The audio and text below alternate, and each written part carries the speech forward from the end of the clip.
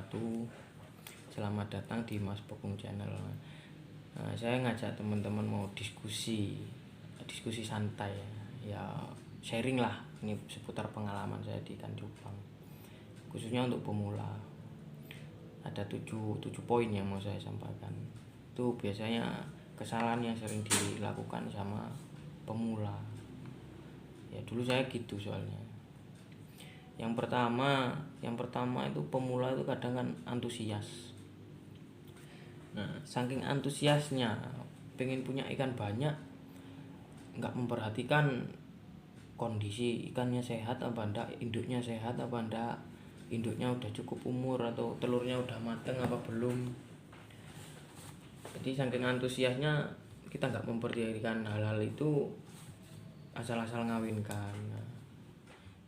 Apa penyebabnya? Kalau telurnya, kalau indukannya belum siap, terus telurnya belum matang, itu kita bahas di konten selanjutnya. Yang pertama itu antusias. Memang kadang orang kalau udah seneng itu lupa. Kadang teori-teori udah dibaca, kita udah tanya sharing-sharing ke orang, udah kita tahu, lupa kalau udah seneng itu. Ya, pertama antusias. Yang kedua itu kalau kita rawat buraya itu yang harus kita perhatikan pakannya. Maksudnya pakannya, jenis pakannya yang kita perhatikan. Nanti masa buraya umur 4 hari kita kasih kutir, ya boleh dikasih kutir, itu boleh kalau ikannya mampu gitu. Kita sesuaikan lah, itu kan logikanya. Kalau bayi, masa bayi dikasih burger, dikasih steak kan nggak mungkin. Kalau bayi kan pasti makannya bubur. Nah, usia 4 hari itu apa makannya Kalau 4 hari itu makannya, kalau saya itu biasanya saya pakai infusoria sama artemia. Itu sekitar paling saya 2 minggu, kalau enggak 15 harian, itu sekitar segitu. Kalau ikan normal itu biasanya kalau kita pakai artemia apa infusoria, dari 4 hari pertama makan sampai umur 15 hari ikan itu udah segede beras biasanya. Itu normal, bisa ada yang lebih gede loh. Nah, kalau kenapa kok nggak dikasih kutir sih?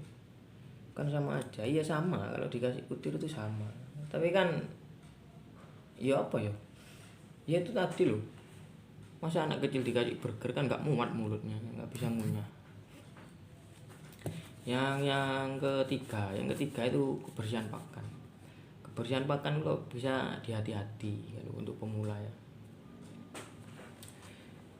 Kenapa Ya, kan pasti tanya begitu, kenapa kok harus dibersihkan dulu? Ikan aja lo, ya bener, cuma ikan. Tapi kan kalau ikannya mahal, kan sayang kalau anaknya banyak yang mati. Saya dulu gitu, saya sembrono dulu. Baru beli kutir 1 bungkus langsung tak tuang gitu. Nggak tahunya ternyata besoknya itu banyak yang ngambang. Ya mungkin dari airnya itu kan kita nggak tahu airnya itu gimana. Ya, kalau airnya dari pengalaman saya sendiri, akhirnya sebelum ngasih makan itu pasti tak guyur dulu. Walaupun itu artemia juga tak guyur dulu pakai air bersih, tapi bukan PDAM ya. Kalau PDAM itu bahaya, pencernaan lah kalau PDAM itu. Kalau kita buat bersihkan pakan, infusoria itu kadang infusoria juga saya itu dulu, saya saring dulu, habis itu saya bersihkan pakai air bersih itu dulu. Yang keempat itu porsi makan itu kadang kan orang kalau udah antusias, sudah ambisi ya, pengen cepet gede, kita ngasih makannya berlebihan. Ada artemia kadang sampai busuk di bawah, infusoria kadang sampai banyakan infusorianya, sampai 3 hari nggak habis. Nah itu bahaya. Kutir juga ya benar, kutir itu mecah, kata istilahnya di percupangan itu, kutir itu mecah kalau ditaruh di air bekas ikan, beranak lah maksudnya ya. Tapi kan tetap lebih banyak kutirnya nanti sampai beberapa hari. Kadang kan ada yang mati dari pecahannya. Nah itu bahaya. Harus apa ya, hati-hati dan diperhatikan kalau masalah pakan itu, biar para pemula itu kan apa ya, seneng dari hasil panennya itu yang dicari kan gitu. Terus nomor 5 itu kebersihan, maksudnya kebersihan airnya itu kita perhatikan juga. Jadi kadang kan sampai umur 1 bulan nggak dibersihkan, gara gara-gara ya wis nggak tahu, mungkin malas atau nggak telaten kan, mungkin kalau pemula kan, atau nggak sempet mungkin ya karena waktu kerja yang lain mungkin, ya itu wis biasa. Tapi kalau bisa diluangkan lah waktunya untuk nyifon, minimal itu disifon. Kalau nggak diganti air itu minimal disifon. Si sifonnya pakai pipet itu enak, sama selang kecil itu biasanya, selang di pertukangan biasanya, selang yang buat imbang itu loh. Yang keenam itu medianya itu kadang kita nggak perhatikan, terlalu kecil, ikannya beranak banyak, lambat kita pindah media di kolam pembesaran itu. Umur berapa sih Om dipindah ke kolam pembesaran Om? Ya isiku nanti aja deh konten berikutnya. Media itu harus diperhatikan ya. Nanti kalau apa sih penyebabnya kalau nggak memperhatikan medianya itu, media terlalu kecil itu apa sih efeknya? Yo, oksigennya itu nanti, oksigen yang di dalam medianya itu kan terlalu sedikit. Kalau ikannya banyak, oksigen terlarut maksudnya ya, bahasa gaul ya, oksigen terlarut itu terlalu sedikit, akhirnya ikannya cepat mabuk. Terus ikannya biasanya di atas. Kalau ikan nggak normal itu biasanya ngambang di atas, pagi siang sore itu ya di atas. Tapi kalau ikan normal itu nyebar ya nggak di bawah tok, ya nggak di tengah tok, ya nggak di atas tok. Jadi apa ya, aktif ikannya. Kadang ada yang pokok intinya mencar lah ikannya. Yang ketujuh tuh tempat taruh medianya, di dalam atau di ruang, di dalam atau di luar maksudnya. Nah kalau rekomendasi saya itu karena kan menurut senior ya yang saya tanya, ikan cupang itu burayanya itu sensitif.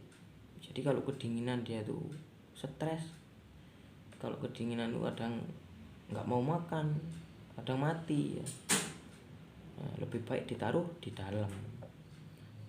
Suhunya kalau bisa suhu juga disesuaikan, entah itu pakai lampu atau pakai apa, pasti bisa kok kalau suhu itu disesuaikan. Kalau bisa di dalam, kalau bisa jangan kena matahari dulu sampai umur 1,5 bulan atau 2 bulan lah minimal lah, jangan kena matahari dulu. Soalnya kenapa, air ikan itu kalau kena matahari itu pasti ngelumut. Nah lumut itu hidup kalau kena matahari, tapi kalau nggak kena matahari lumutnya nggak ada. Nah yang penyebabnya ikan sakit yaitu dari lumut itu. Kadang lumut yang apa ya, istilahnya lumut jahat lah mungkin ya. Lumut jahatnya itu kan terus jadi jamur di ikan nih, terus jadi ikan cungkring itu lagi, ya itu salah satu penyebabnya. Jadi itu tadi 7 poin ya yang saya sampaikan ya. Apa yang pertama tadi antusias ya. Terus yang kedua masalah pakan, yang ketiga kebersihan, terus yang keempat porsi makannya, yang kelima itu kebersihan medianya atau masalah pergantian air, yang keenam media terlalu kecil, yang ketujuh tempat naruh medianya di luar atau di dalam. Ya itu yang bisa saya bagikan untuk sekarang. Jangan lupa like dan subscribe ya, dan juga follow Instagram Mas Pekung Beta Farm.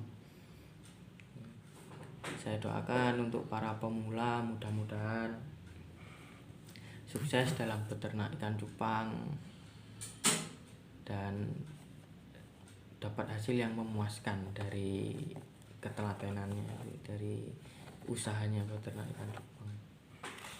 Sekian, assalamualaikum warahmatullahi wabarakatuh.